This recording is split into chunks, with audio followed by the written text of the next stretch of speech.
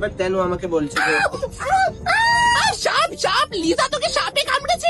সাপ সাপ doctor ambulance পিস্তল তাড়াতাড়ি কিছু একটা কর।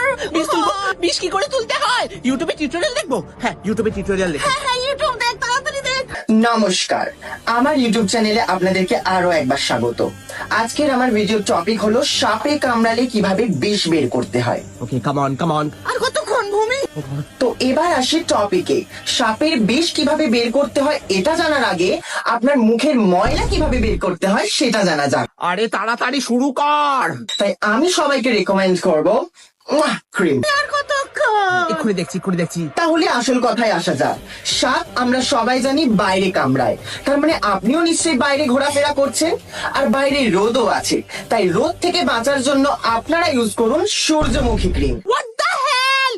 এই ক্রিম আপনার স্ট্যান্ডকে একেবারে ভ্যানিশ করে দেবে। তাড়াতাড়ি কর।